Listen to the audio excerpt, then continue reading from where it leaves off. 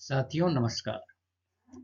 जैसा कि आप देख पा रहे हैं स्क्रीन पर मालदीव आजकल बहुत ज़्यादा न्यूज में है ये द्वीप। यह हमारा भारतवर्ष के मुख्य भूमि से करीब 70 नॉटिकल माइल 70 नॉटिकल माइल पर ये स्थित है, हिंद महासागर में, इंडियन ओशियन में। मालदीव एक देश है। इसका राजधानी माले।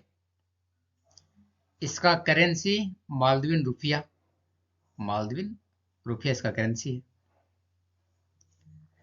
यह 1190 कोरल आइलैंड का एक ग्रुप है, समूह,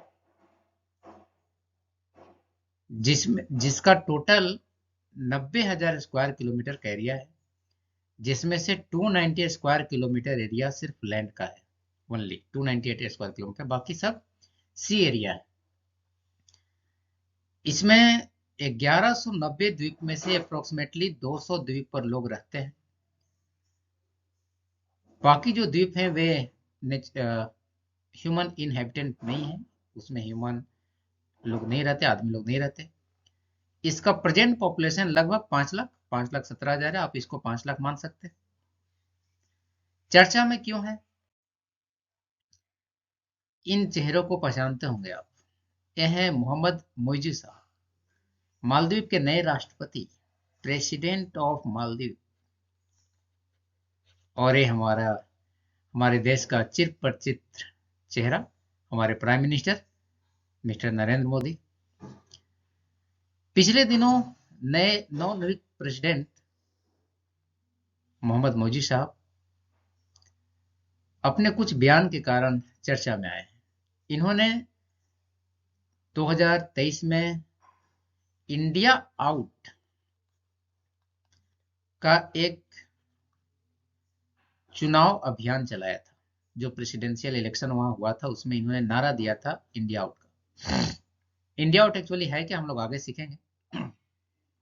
आज ये जीत चुके हैं और जीतने के बाद इन्होंने सबसे पहला अपना ऑफिशियल टूर भारत को ना करके सबसे पहला ये गए टर्की, आजकल ये तुर्की हो गया है, और उसके बाद ये चले गए हैं चाइना।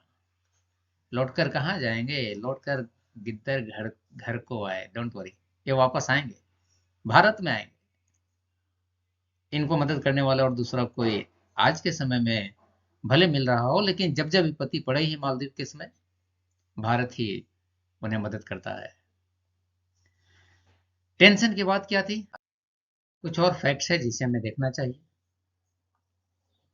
1965 में भारत फर्स्ट कंट्री था जिसने मालदीव को एक इंडिपेंडेंट कंट्री के रूप में रिकॉग्नाइज किया।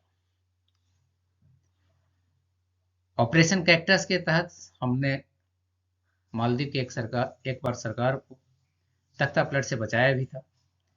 अब तक जितने सारे मालदीव में गवर्नमेंट बने हैं उन सब का इंडिया फर्स्ट पॉलिसी रहा है।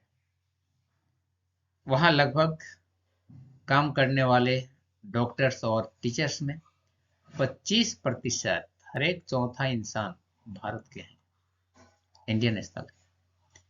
टूरिज्म इंडस्ट्री में भी लगभग 14% टोटल टूरिस्ट का इंडियन जाते हैं। 2022 में 2,40,000 इंडियंस वहां पहुंचे। मतलब उन मालदीव का इकोनॉमी का एक बड़ा हिस्सा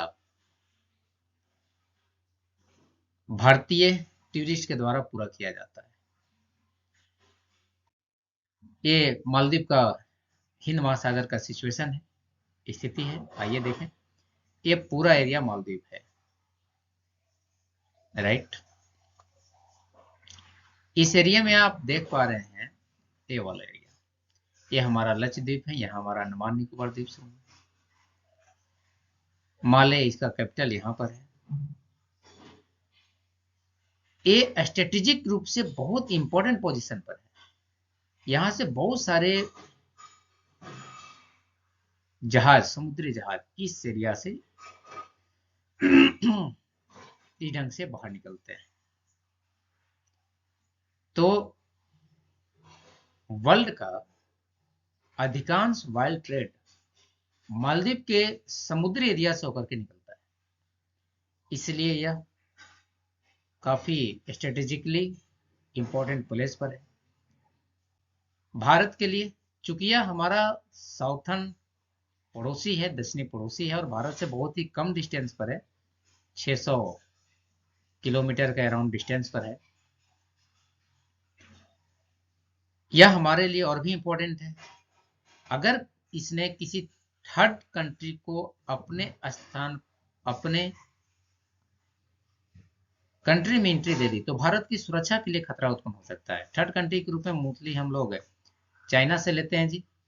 अगर मान लीजिए इन्होंने चाइना को एंट्री दे दिया, जैसा श्रीलंका का हवन टाटा एयरपोर्ट आप तो जानते ही होंगे, अगर इसने भी चाइना को दे दिया कोई एक ऐसा लैंड कर्ज के बदले, तब तो भारत स्ट्रेटेजिकली कंप्लीटली घिर जाएगा चीन से। इसलिए भारत के लिए यह काफी इंपॉर्टेंट है कि वह मालदीव को सही रास्ते से, सही तरीके से डील करे। प्रेजेंटली मालदीव में भारत के 75 मिलिट्री ऑफिशियल्स हैं, सिर्फ 75 मिलिट्री ऑफिशियल्स हैं जो वहां पर लगे रडार स्टेशन और सर्विलांस एयरक्राफ्ट को मेंटेन कर रहे हैं। सुरक्षा की दृष्टि से मालदीव हमारे लिए काफी इंपॉर्टेंट है। आजकल भले कुछ टेंशन चल रहा हो, हम लोग उसके लिए लक्षद्वीप को डेवलप कर रहे हैं टूरिस्ट के क्षेत्र में, लेकिन स्ट्रेटेजिकली अगर देखें तो मालदीव आज भी भारत के लिए काफी इंपॉर्टेंट है। मिलते हैं अगले वीडियो में कुछ और ऐसे इंटरेस्टिंग टॉपिक के साथ। धन्यवाद।